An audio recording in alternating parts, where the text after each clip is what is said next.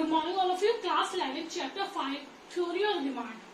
In previous class we discussed about demand, individual demand, market demand. Individual demand is schedule, market demand is schedule, individual demand curve and market demand curve. Now next topic, demand function. Demand function. Demand function means, now next topic, demand function. Function means demand depends on which factors. So there are so many factors on which demand depends. Number first, PX. PX means price of a commodity.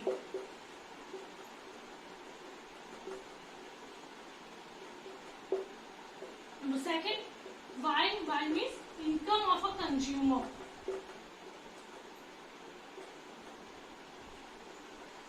Number third, PR. Price of related goods.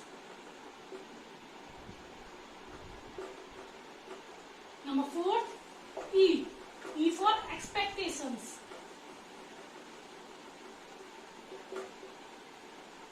Number fifth, T and P, or we can say taste and preference. So demand depends upon price of a commodity, income of a consumer, price of related goods, expectations and taste and preference. So we will discuss one by one. Number first, price of a commodity. Generally demand depends upon price. Higher the price, lower the demand, and lower the price, higher the demand. भाई हम किसी भी चीज की demand क्यों कर रहे हैं? उसकी प्राइस को देखकर. अगर प्राइस लो होती है तो हम वो सामान स्टॉक में रख लेते, स्टोर करके रख लेते, पर अगर हाई होती है तो हम उस सामान को क्या करते हैं? कम खरीदते.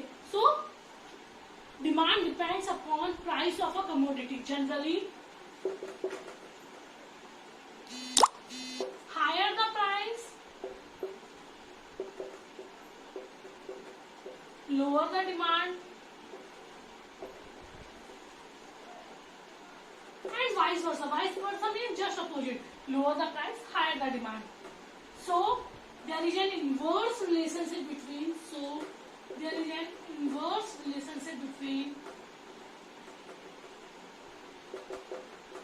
Price and demand. Clear? So number first, price of a commodity. So demand depends upon price of a commodity. Generally higher the price, lower the demand, and lower the price, higher the demand. So there is an inverse relationship between price and demand. That's why demand curve slopes downward. Clear? Number second,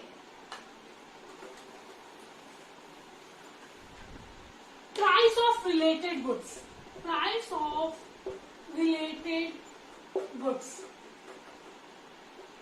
There are two types of related goods. Number first, substitute goods.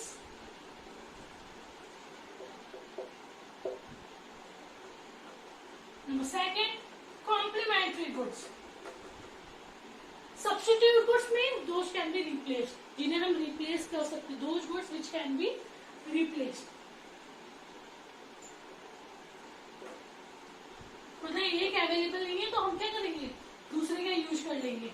Like भाई घर में कई बार ऐसा होता है T खत्म हो गई, हम क्या यूज कर लेते हैं? T and coffee. Cold drinks में भी बोल सकते हैं. लाइक पेप्सी नहीं है तो हम थम्स अप यूज कर लेते हैं, माजा नहीं है तो हम लोग मिरिंडा यूज कर लेते हैं. So those goods which can be replaced is known as substitute goods. And complementary goods, those goods which are demanded together.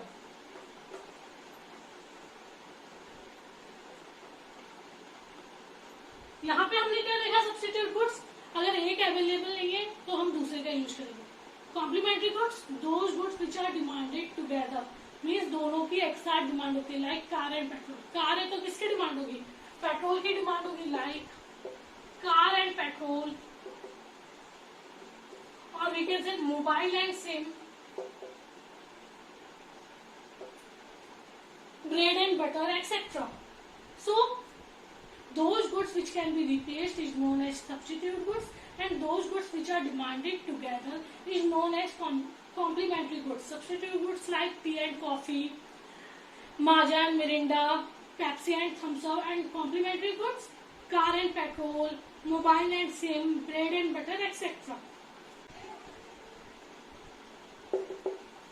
So always remember, in case of substitute goods, if price of one good increases, demand for other good increases. Means if price of one good means हम मान लेते हैं T के rates बढ़ गए. If price of one good increases, demand for other good increases. Demand for other good increases means coffee.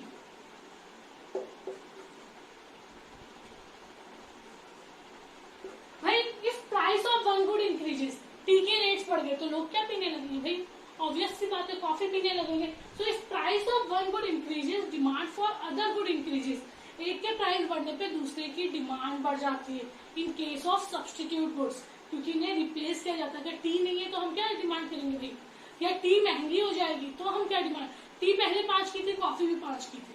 Suppose हम ये मान लेते हैं ये प्राइस है, ये डिमांड है. टी कितने की थी? 5 की. और कॉफी भी कितने की थी? 5 की.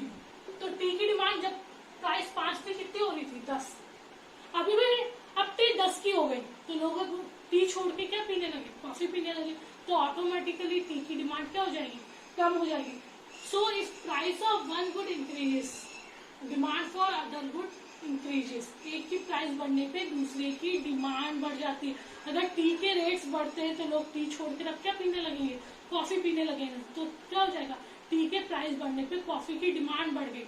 So in case of substitute goods, if price of one good increases, demand for other good increases.